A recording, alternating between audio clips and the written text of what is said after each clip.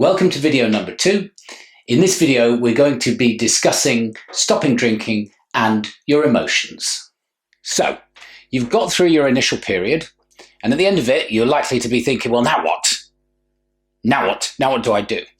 The point is that your brain is probably going to be fried at this point. You know, you've got through the worst parts of the physical withdrawal, you've weathered your illness, but then at the end of that, it's a bit like the Battle of Stalingrad. You know, yeah, okay, the Germans have left, the fighting has stopped, but the place is an absolute wreck. And that's kind of what you're like. In this video, we'll be looking at where we go from here, and especially in terms of how your emotions are and your emotional responses.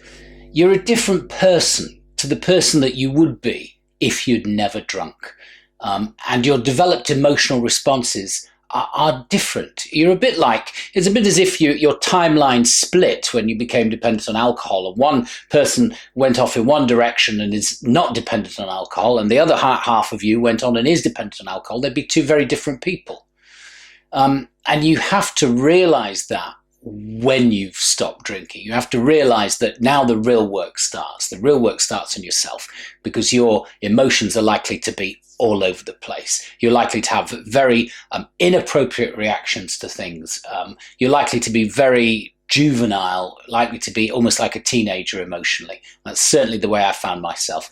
I started drinking at about 16, 17, and I stopped at about 35. And let me tell you, when I came to at 35, emotionally, I was still like a 16-year-old.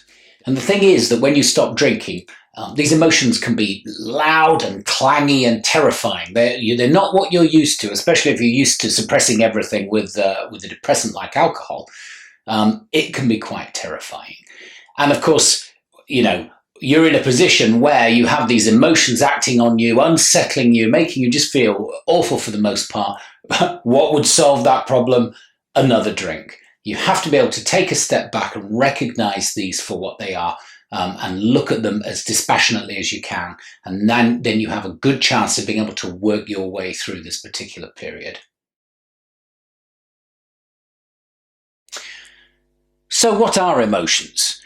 Emotions they're mechanisms by which you navigate the world. You don't have time to rationalize and think about absolutely everything, do you? Your emotional responses shortcut the process of reacting to things. It's how you do things. Let's take anger as an example. I mean, anger, people say, oh, you shouldn't get angry. Anger's a bad, anger. There's nothing wrong with anger, let me tell you. I have always been an angry man. I am an angry man, right? But I don't think that that's an insult. Anger exists. It exists as an emotion to push you into facilitating change, to push you into changing things when you find a situation to be intolerable, when you're not happy with something. Anger prompts you to change it. Otherwise, you would never do anything about anything. So it's a valuable emotion, yes? Anger is a valuable emotion in a normal circumstances. For somebody who's just put down the drinking, anger can be very damaging, and it can quite easily send you back to drinking. Most of the time, when you get angry in that initial period when you have stopped drinking, the anger doesn't belong to you. It's not your anger. It isn't, as I've just said, in the normal circumstances, anger exists to push you into changing a situation that you don't like or that you find intolerable. But when you first stop the drinking, the anger that crops up is likely to be the anger of the addiction. It is the addiction trying to push you into remedying an intolerable situation as far as the addiction is concerned. Yeah? So it wants you to pick the drink up again. And therefore, you are likely to get anger. You're likely to experience anger when you first stop drinking. But it's important to recognize that most of the time, that anger is not your anger. That anger is a device. It's a ruse that the addiction uses to get you to pick up a drink. And remember, anger exists to push you into action.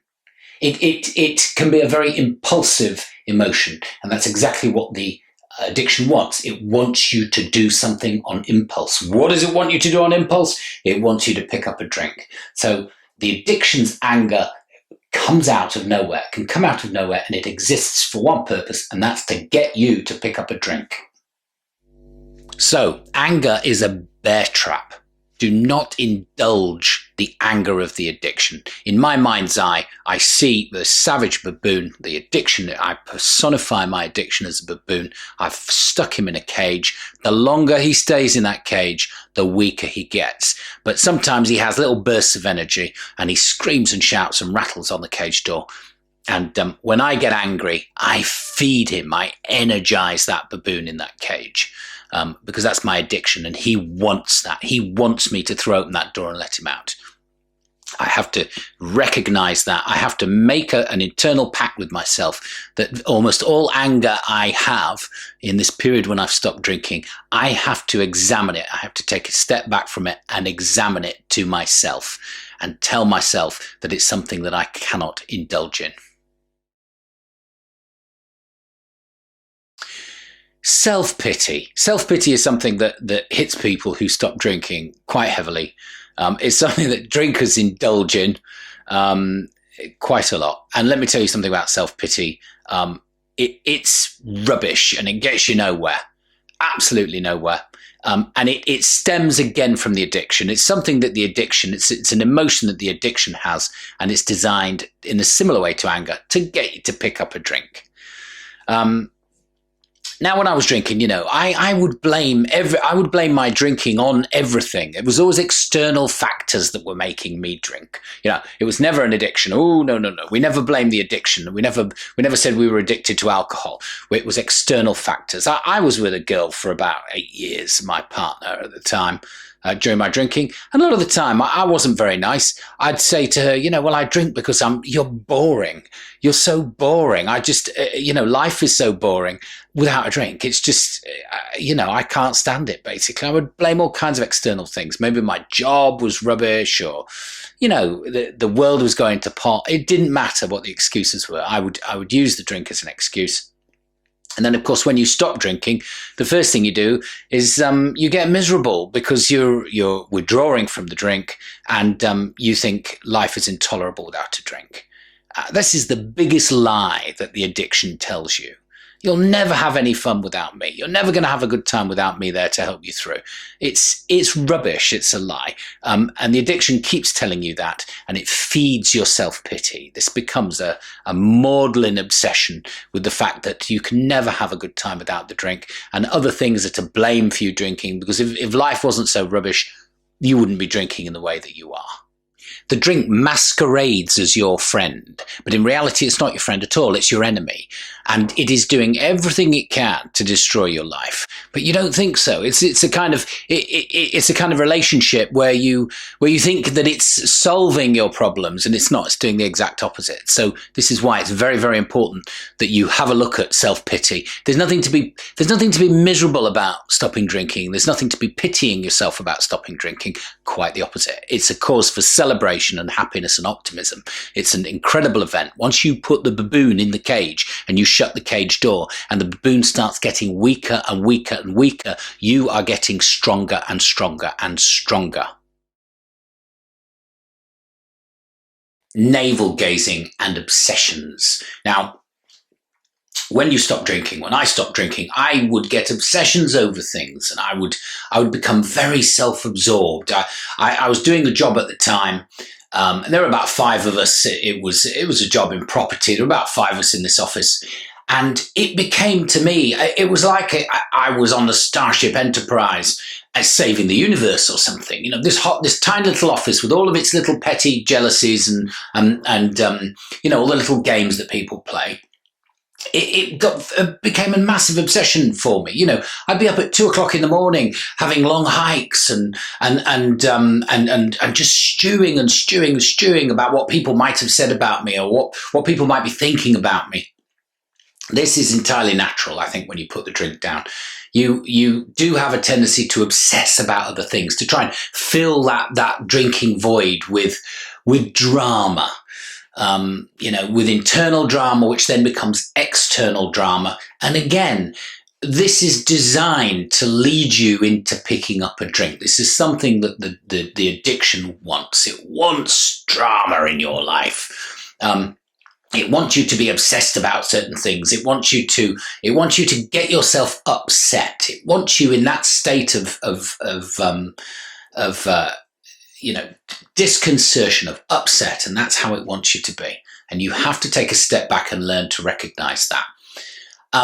One of the most important things I've ever learned, I think, in life, and this is very, very relevant for stopping drinking, is the realization that other people don't really care about you that much, unless they're your immediate family or your spouse. They don't really care about you that much.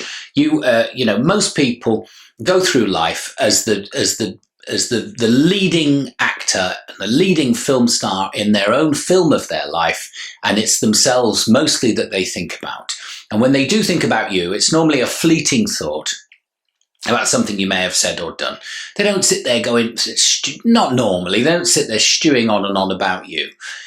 But when you stop drinking, you stew on things very heavily. When people say things, you're not likely to let them go. You're likely to take them home and get resentful and get very, very obsessive about them. And you have to recognize that, and this was something that set me free quite a great deal, which is that other people are not, they're not as obsessed with you as you are, okay?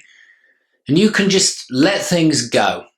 And that's the best way to deal with these obsessions that you get when you put the drink down. You just have to let them go. You have to accept that if somebody's funny to you in a way, just let them get on with it. That's their deal. Let them be funny. You don't have to react to it. You're in charge of the way you react. And you have to keep a very tight, close eye on developing these obsessions and developing this kind of navel-gazing introspection, obsession with yourself and what other people might think of you, because that will create drama. It will create drama in the place you work. It will create drama possibly in your home life, create drama with your friends.